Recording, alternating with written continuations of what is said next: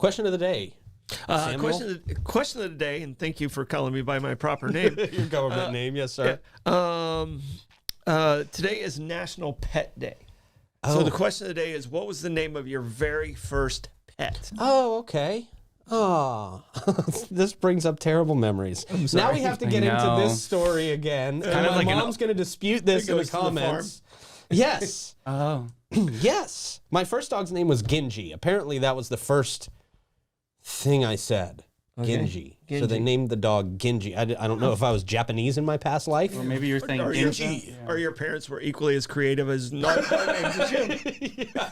Let's just pick a few letters out of a bucket and see if they all go together. Yeah, so Genji was my first dog. And of course, at one point, my mom got sick of the dog and said that she gave it to the mailman to go live on a farm, which I found out later in life from a comedy sketch that that's the excuse parents give to kids when they have a dog put down. No way. Mom's disputing before you even got started. I bet. She's like, I'm disputing before he even talks. He really did go to a farm with the mailman. Sure. Yeah, mailmen are just picking up dogs on their routes and taking them to farms. Yeah, because you know the love between a mailman and a dog. That's right. Could have made it more believable. No, seriously. We took Genji to the farm. Poor Genji must have died many, many years ago. No. Beautiful dog from what I remember, though. Sweet dog. I love chasing that dog around the yard with the water hose. And Well, older, younger dog? I mean, I think she was fairly young. gosh. Yeah. Seemed like a very big dog to me, but, it was like 1 or 2. Sounds like Genji brought a lot of joy. Everything's big when you're 2. Right. Yeah. Yeah, true. My first is Fiona, a world famous animal. She was a bull mastiff and pit mix that I rescued from a dog fighting rink out in Brooklyn. Oh, wow. And this is the time when like Caesar Milan was super cool and he was doing like little trainings in Union Square. So we would go down and like do like the trainings to get her like adjusted to culture and life and other animals. And it was an incredible run. She was 17 and a half years, like this monster beast. Big dog for That's a big rare dog for a that big age. dog. Yeah, So rare. And like she'd be like I'd be like at the bar in Lower East Side and Fiona would just be at like mush at my feet. And like we'd be drinking and having beers and then we'd just roll home because I mean we lived in a 450 square foot apartment. So having that with that giant dog, we had to constantly keep moving. But yeah, that dog saved my life. She kept me out of trouble. Yeah, she was amazing. Wow. Yeah. Great story, man. Great dog. Yeah. Way to crush Genji's story. I know. Yeah, well, we needed an uplifting Right, story there it after is. Genji. Yeah. We really did. None of these pets are going to be alive. I know. It's like Old Yeller. This isn't. That's right. It's like me watching movies from the 1900s where it's like, oh, all those people are dead. Yeah. Yeah. It's the first thing that comes to my mind. All right. Clay? We had 2 dogs, Mac and Ian.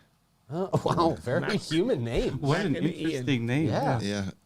Okay. So Mac was a white West Highland Terrier, and Ian was a black Scottish Terrier. So it was like a cool combo.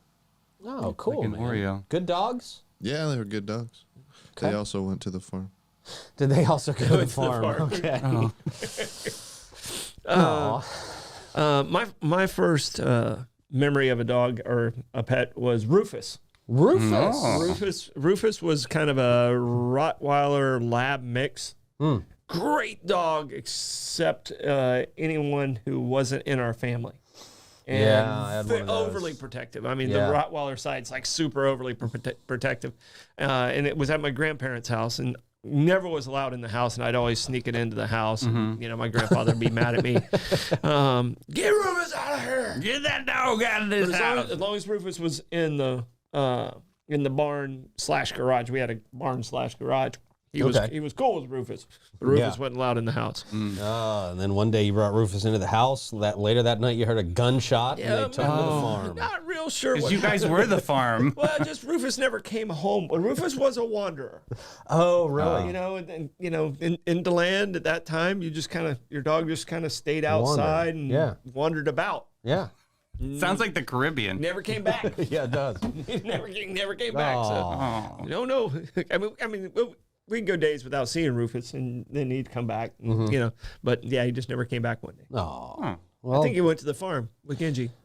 Yeah. He was kind of a whore. I'm not gonna lie. Wow. Okay. God bless. Yeah. Him and Genji. Yeah. Mountain it up. Yeah. Okay. Oh, poor Rufus. Also dead now. No, great. Yeah, Rufus ain't with us anymore.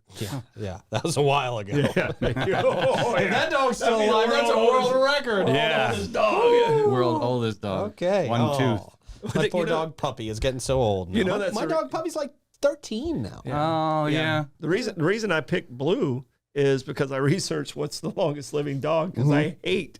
It's the worst. It is the worst. The worst. When you have to send the dog to the farm. I'm going through it. Yeah, like Puppy. Mine's 13 as well. So yeah. Blue's only 7, but you know, I looked it up, and the longest living dog was the Blue Heeler, the Australian cattle dog. And that's the reason I got Blue. There you go. That's smart. Yeah, that is smart.